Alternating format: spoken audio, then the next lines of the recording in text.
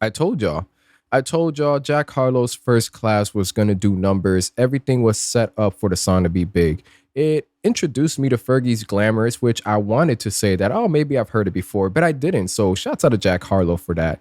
And I know some of you are probably listening to me right now, like, yo, how didn't you know Glamorous? That was a huge track. I'm not that young. It's just like, hey man, I don't know. That was just one track that escaped me for 2+ decades. And now that I'm being introduced to it, I love the track. At times I'm listening to it more than first class. But before I get lost in here, the way it was set up with that Fergie sample and Glamorous, and once I understood Glamorous on its own and the way he was able to flip the sample, chop up the verses, I was just like, oh man, there's a lot of, besides the effort, because obviously you need some effort on here. There's a lot of creativity being placed on here, and the way Jack Harlow's first class did that spin with the throw up the L, y'all heard my praise when I did the review, but I could just believe like the way this is being executed, it's gonna do numbers. And not just hot 100, we're gonna go 89, 50, 40. No, I'm talking about top 10. I'm talking about number one, and he did. And this also speaks for Jack Harlow for, I don't want to say how fast he's rise, because he's been pushing out music for years. Everything's just being set perfectly for him, and he's putting in the music to back it up. The quality of his music definitely backs up this number one spot. This isn't a fluke. This isn't something that, oh, the label just did really well, which, by the way, I mean, they did an exceptional job in being able to market this, handle it, getting it to this number one spot. But it isn't one of those, oh, they did everything in their power to make sure it's one, and then this is a track that didn't deserve it. There's a couple tracks out there that's just like, how the hell did it get to number one spot? But this, I told you, this shit heat. This shit's pretty smooth. Now, of course, I did quote some moments in the track that I found to be a little bit corny, a little bit like, all right, Jack Harlow, what we doing here?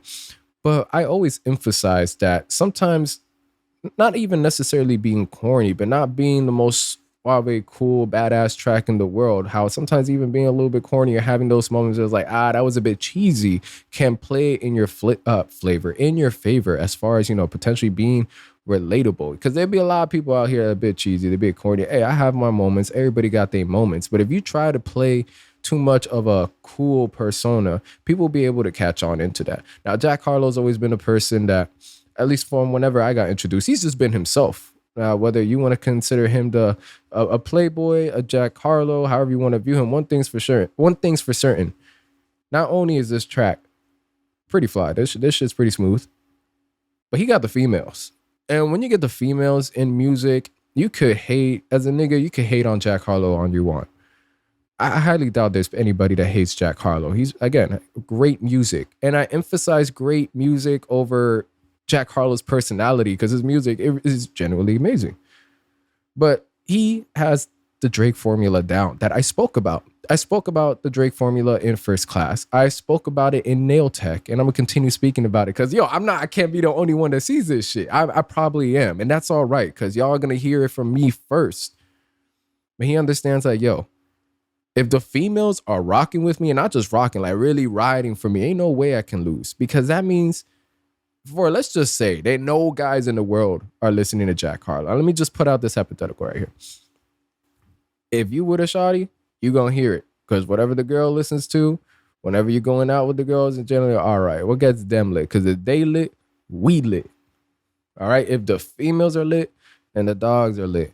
And I'm here to say, hey, Jack Harlow, first class, number one on the Hot 100, incredible for him. I believe, seeing him not just evolve, but continuously grow over the past couple years. And I remember at one point when the whole Lil Uzi thing, and I was seeing a couple posts like, what's a Jack Harlow to a Lil Uzi? Hey man, it's a good thing. It's a good thing Lil Uzi wasn't an asshole in those moments or a douchebag. Because you know how it is. On your way up, don't forget about the people. Don't forget about the people on the way up, because you're gonna have to meet them on the way down. So I would love to hear a Jack Harlow, Lil Uzi collaboration again, and just seeing how those careers are playing out. Which, by the way, not to say Lil Uzi is having a bad moment in his career. It's just like, all right, Jack Harlow's up there now. Jack Harlow's up there. Shouts out to DJ Drama and his label. They don't just have Lil Uzi. They have Jack Harlow as well. So, man, that's great management right there. I'm forgetting the name of the label right now, but for any upcoming artists, y'all might want to take a look at their camp. Cause Jack Harlow, he's getting, Lil Uzi, they rap stars right now. And one thing I want to finish with this episode is I'm curious as to where First Class is gonna go as far as the top 10. I genuinely feel I'm gonna make another video on this. It's gonna stay in the top 10 Hot 100.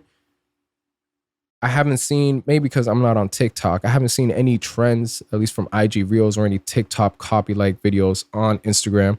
So I don't feel this is trend driven for the sake of, oh wow, it's a trend for this track. But I definitely heard that his audio is being used on TikTok. But to summarize this up, I told y'all. I'm gonna keep telling y'all. And I'm gonna be back for another video. I'm gonna be back for that Jack Harlow album. I can't wait for it. And I want to talk about the Drake verse. I do. But I'm gonna give y'all a separate episode for it because it needs a bit of a deep dive. Just a bit. I'm out.